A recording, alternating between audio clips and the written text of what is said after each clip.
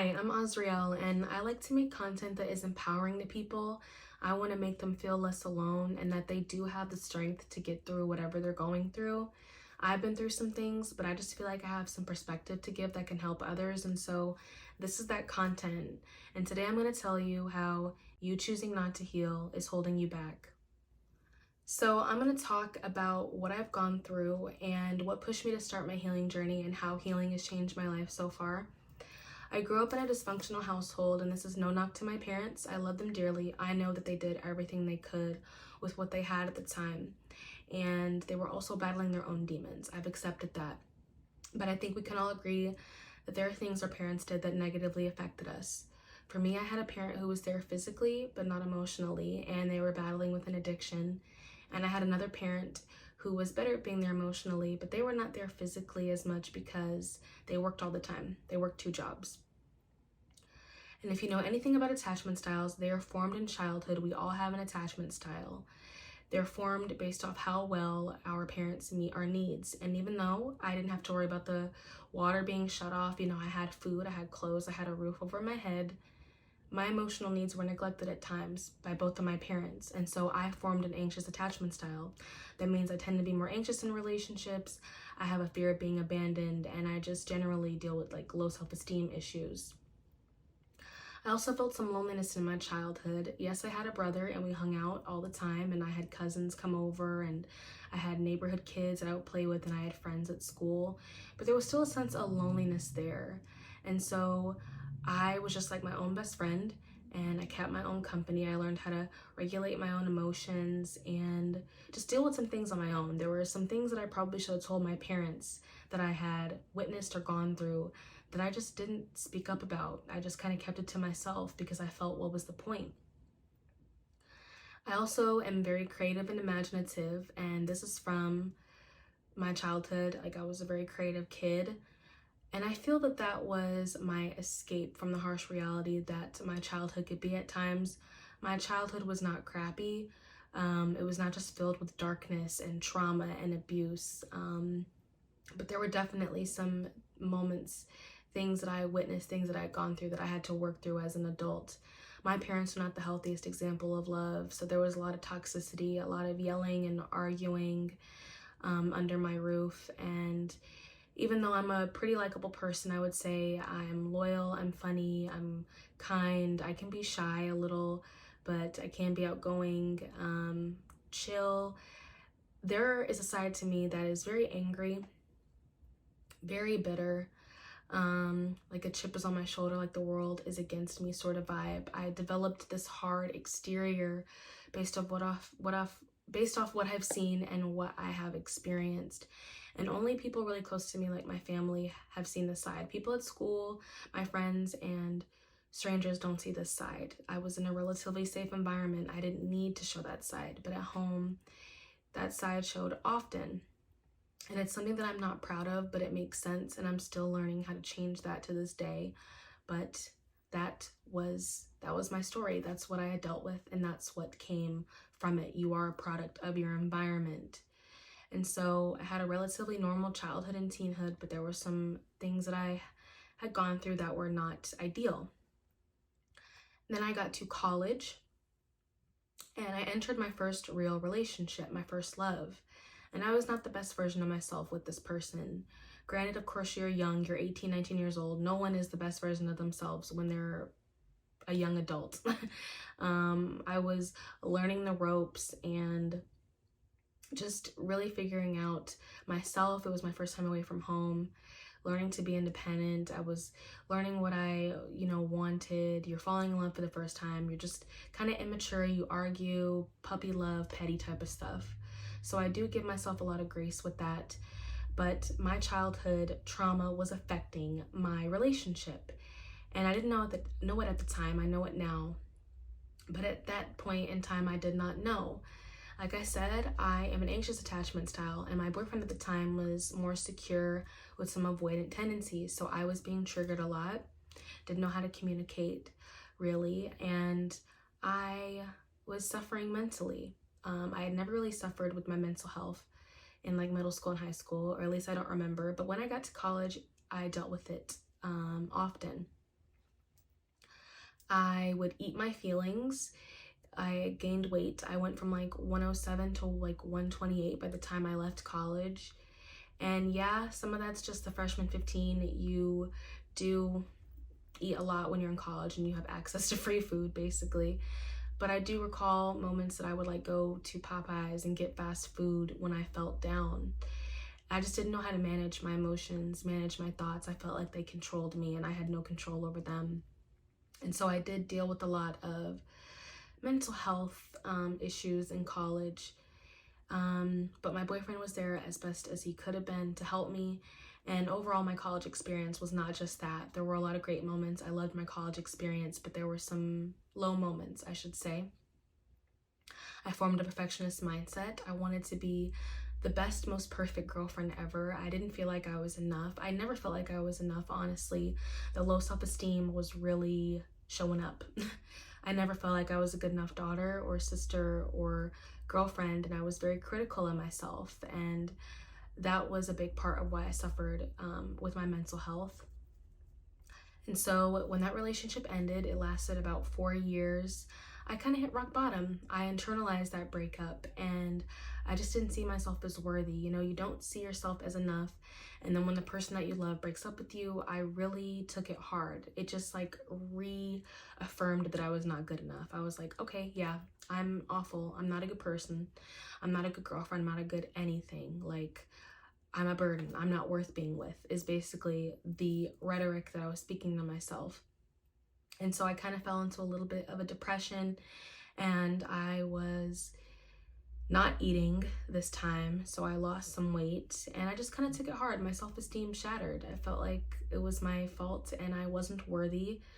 Lo and behold, this person admitted that they didn't want to break up with me, but they felt it was what was best because we were diverting and there were just things that we didn't see eye to eye on that you have to see eye to eye on when you want to spend your life with someone. And part of me knew that. It made sense. But at the time, I put most of the blame on myself and I was really critical and hard on myself. And even though that breakup was one of the most hardest things I had to deal with in my life so far, it was needed. It was a catalyst for my healing journey.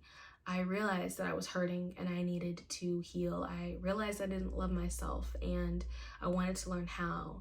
I realized that I had a fear of being abandoned. I had a fear of people walking away from me. And I wanted to do something different. So I became a student. I started watching all different types of content on, self-love, personal development, inner child healing, childhood trauma, attachment styles. I bought books. I booked a therapy session. I had never done therapy before that. And I'm still in therapy to this day. I still have the same therapist, but I started to get into therapy. I started taking myself out on dates, learning to enjoy my own company, and I just wanted to build myself back up. I wanted to build my self-esteem and I wanted to learn to manage my mental health better, but I also wanted to reflect on my past and see how it was affecting me. Why did I do the things that I did? Why did I act the way that I acted? What are these triggers and where are they coming from? And that was the start of my healing journey. I will say though, very early on in my healing journey, I met someone and I got into another relationship. I don't recommend this at all. I don't recommend being unhealed and dating again. Really take your time to heal from heartbreak before dating someone else. But I did not do this. This person was interested in me. I became interested in them and we started dating. I didn't stop my healing just because I met this person. I still continued the therapy and the journaling that I started to do and the content that I was watching. I didn't stop any of it. But I did start dating this person and it was not healthy. I was heartbroken. So in a way, this person got a worse version of me than my first love.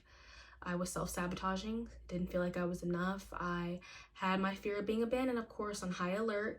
I was hyper-vigilant. I was looking for any sign of a flaw to leave. Like every little argument we got into, I just felt like the worst person and it made me want to leave and break things off. It was just not healthy. I was not healthy. I was emotionally dependent on this person because I was heartbroken and they depended on me because they were going through stuff too. And even though we did truly fall in love, I did really love this person and they really loved me. it was not a healthy foundation. It started off as a trauma bond and as attachment, and it turned into falling in love. And I was hurting this person and they were hurting me. I didn't know my worth and I was scared to walk away. So there were red flags and things that I overlooked. And even when I communicated my needs and I wanted something different, I wanted something better, and it didn't change, I didn't walk. And so it's just toxic, this push and pull, like arguing all the time, like, okay, we can't seem to get it right being together, but it doesn't feel right to break up and leave each other alone. It was just not healthy. Overall, I needed to go through it, I guess, to learn more what I needed to learn. But overall, it was a situation that could have been avoided because I was not healed. That breakup, taught me more of what I did and didn't want in a relationship. It taught me to not waver my standards and to believe that I could get the love that I wanted. It taught me about trusting your gut and your intuition.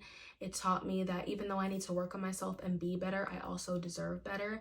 And it also taught me that I could love again. You know, after my first heartbreak, I did not think that I could love again.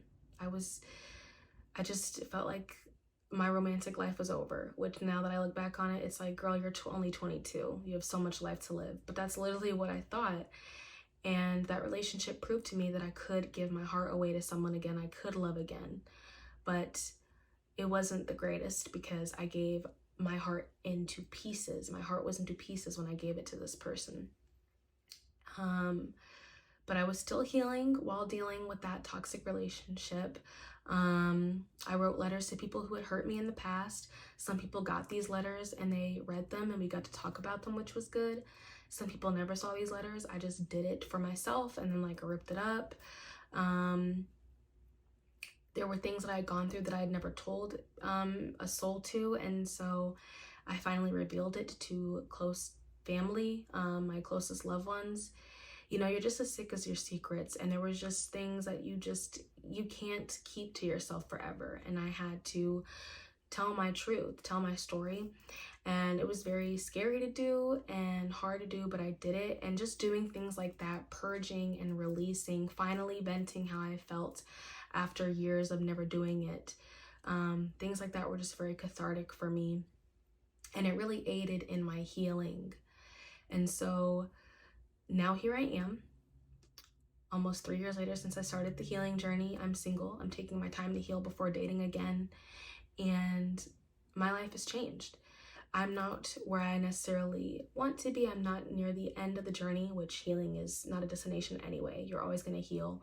But I'm also not where I used to be. I see the fruits of my labor. And even though I saw, you know, the results and I saw things improving when I was dating this person, I just see it now more tenfold, if that makes sense, because I have peace within me, you know? And so I've forgiven people. I've forgiven myself. I don't feel shameful anymore. I was carrying shame and guilt for things in my past, and I forgave myself for it. I forgave others. My negative self-talk has decreased. I'm more loving and kind to myself and more gracious to myself. I relish in my self-care and my alone time.